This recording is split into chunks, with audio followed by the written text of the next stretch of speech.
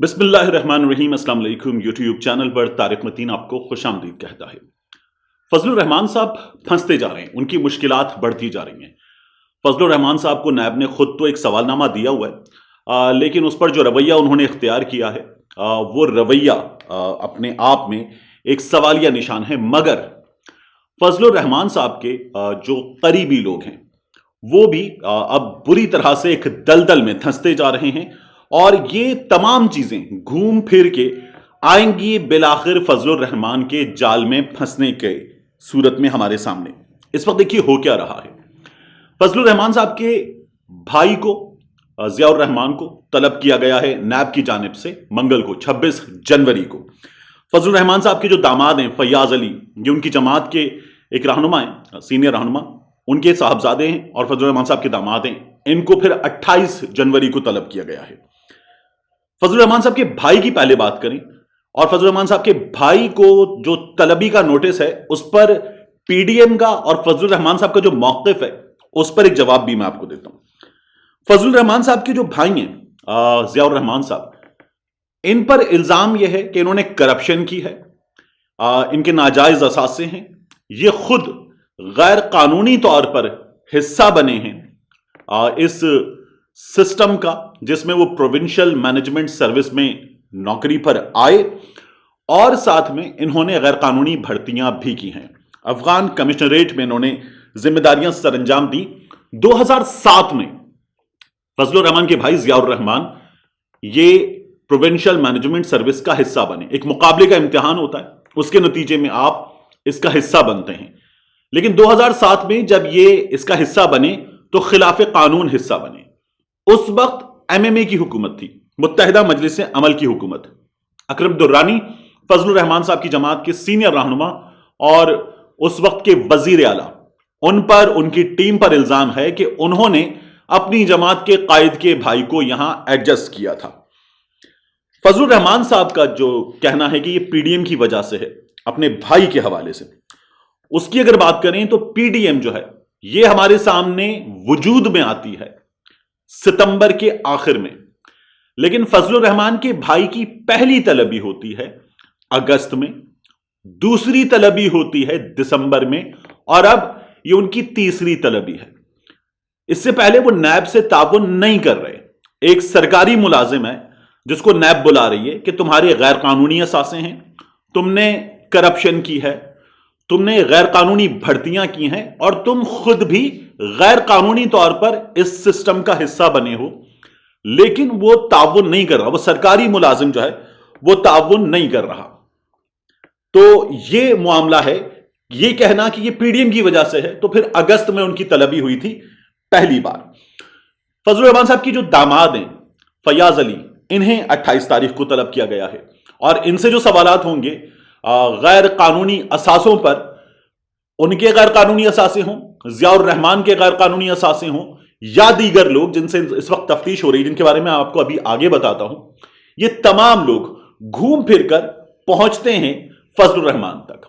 हर रास्ता गैर कानूनी जायदाद का जाकर जिस मंजिल पर मिलता है उसका नाम है फजलुर्रहमान। ज़ियाउर्रहमान फजलुर्रहमान तक आता है, फयाज अली फजलुर्रहमान तक आता है। मूसा खान फजलुर्रहमान का करीबी साथी गिरफ्तार किया गया था। यह गिरफ्तारी हुई थी 24 सितंबर को और 24 सितंबर को जब यह गिरफ्तारी हुई उससे पहले नैब ने तलब कर रखा था, पीडीएम से पहले तलब कर रखा था। तो मूसा खान को गिरफ्तार किया गया। मूसा खान के जो खानदान के लोग हैं वो ये कह रहे हैं कि मूसा खान ताउन कर रहे थे, उन्हें बिला जवाज गिरफ्तार किया गया है। तो मूसा खान का जो मामला है बेनामी दारों का, फजलुर्रहमान के जो तह दरते जायदाद छुपाने वालों का मामला है, मूसा खान से जो तफ्तीश होती है वो आती है फजलुर्रहमान तक। 5 साथी और हैं फजलुर्रहमान के जिनसे इस वक्त नैब तफ्तीश कर रहा है।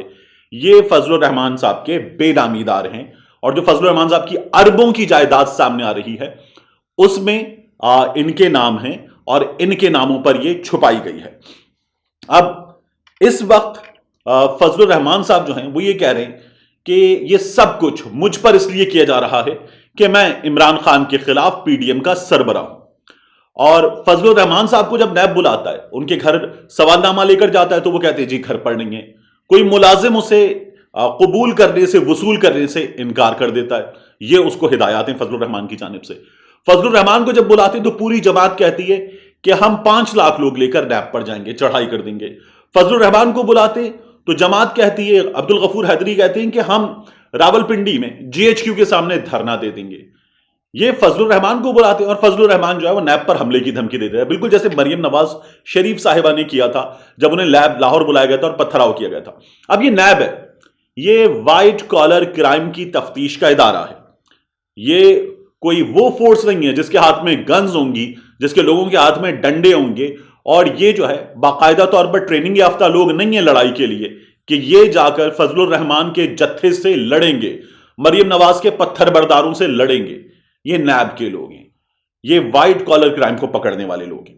تو جب یہ اس طرح کا رویہ اختیار کرتے ہیں کہ ہم چڑھ دوڑیں گے, ہم ماریں گے, ہم تمہارا گریبان پکڑ لیں گے, سوال نہیں کرنے دیں گے, حساب نہیں کرنے دیں گے, تو پھر پھانسنے کے لیے نیب جو ہے جہاں جہاں جائیداد چھپائی گئی ہے, مرکزی ملزم تفتیش کا حصہ نہیں بن رہا, طاقت کا مظاہرہ کر رہا ہے, تو مرکزی ملزم کے ارد گرد جو لوگ ہیں انہیں پکڑا جائے گا, ان سے تفتیش کی جائے گی, انہیں بلایا جائے گا, اور پھر اس کے بعد وہاں سے ثبوت حاصل کر کے مرکزی ملزم کے گرد گھیرا تنگ کیا جائے گا. اس وقت نیب کی یہ حکمت عملی ہے, اور اس حکمت عملی میں فضل الرحمان صاحب پھنستے چلے جا رہے ہیں. تو فضل الرحمان صاحب کے جو قریب ترین لوگ ہیں, یہ تمام لوگ اس وقت نیب کے ریڈار پر ہیں. ہمارے یہاں ہوتا بھی ہے, یہی طریقہ ہے ہمارے یہاں. یہ حساب نہیں دے رہا تو پھر اس سے وابستہ لوگوں کو پکڑو اور پھر ان سے پوچھو کہ کہاں ہے مال, اور پھر دائرہ اتنا تنگ کر دو کہ یہ پکڑا جائے. یہ طریقہ ہمارے ہاں ایسے ہی چلتا ہے, اور ہمارے ہاں یہ جو فضل الرحمان صاحب نے طریقہ اختیار کیا یہ بھی اسی طرح سے ہے. جیسے سوال ہوگا کہ تم نے کرپشن سے مال بنایا ہے, تو جواب یہ ہوگا کہ میں تمہاری حکومت پر, تمہاری نااہلی پر سوال کر رہا ہوں, اس لیے تم جو ہے وہ اس وقت مجھ سے سوال کر رہے ہو, ورنہ تم مجھ سے سوال نہیں کرتے. تو یہ رویہ ہے, اور اس رویے کا یہی جواب ہے. اب یہ فضل الرحمان کے قریبی لوگ جو ہیں یہ آہستہ آہستہ پھنستے جا رہے ہیں, اور ان سب سے تفتیش ہوگی. ضیاء الرحمان کو اس سسٹم کا حصہ بنانے والے جو لوگ تھے, اس وقت کے جو سیکرٹری تھے, اس وقت کی جو حکومت کے لوگ تھے, ان سے بھی تفتیش ہو رہی ہے. ان کو بھی ضیاء الرحمان کے ساتھ طلب کیا گیا ہے کہ تمام کاغذات لے کر آئیے اور اس کو جائز یہاں پر ثابت کیجیے. اس کے بعد پی ڈی ایم کی اگر آپ بات کریں تو پی ڈی ایم جو ہے وہ اس وقت ہمارے سامنے ایک ایسے جسم کے طور پر موجود ہے جس میں کچھ زیادہ جان بچی نہیں ہے.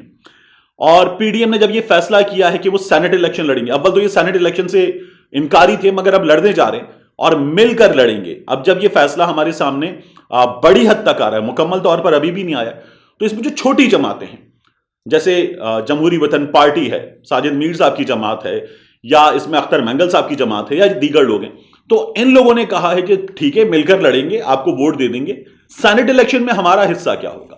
ان لوگوں نے اپنا حصہ مانگ لیا. ان کا یہ کہنا ہے کہ ہم تعداد میں بہت تھوڑے لوگ ہیں, آپ میں سے کسی کے 80 لوگ ہیں, کسی کے 40 لوگ ہیں, کسی کے 12 لوگ ہیں, ہم تعداد میں اگر اور کم ہیں تو بھی ہماری ایک سگنیفیکنس تو ہے, ہمارے ووٹ سے آپ جیت سکتے ہیں. اگر ہمارے ووٹ سے جیت سکتے ہیں تو ہمارے ووٹ نہ دینے سے آپ ہار بھی سکتے ہیں. یہ پی ڈی ایم میں باقاعدہ طور پر ڈسکشن ہو رہا ہے اس وقت, اور کہا گیا ہے کہ ہمیں ہمارا حصہ بھی دیجئے. آپ لوگ 3 بڑے اپنا اپنا حصہ مانگ رہے ہیں, تو ہمارا کیا ہوگا. تو اس لیے پی ڈی ایم میں جو ہے وہ بڑی زبردست لڑائی چھڑ گئی ہے. پھر فضل الرحمان صاحب نے کیا کیا. فضل الرحمان صاحب نہیں بن سکے رکن قومی اسمبلی, پھر اس کے بعد صدارت کا الیکشن لڑ کر سسٹم میں آنا چاہتے تھے, نہیں ہو سکا. اب فضل الرحمان چاہتے ہیں کہ ان کو سینٹ میں پہنچایا جائے. وہ پاکستان پیپلز پارٹی اور مسلم لیگ نون کی طرف دیکھ رہے ہیں کہ آپ کے بندے ہیں, آپ کے پاس نمبرز ہیں, مجھے سینٹ میں پہنچائیں.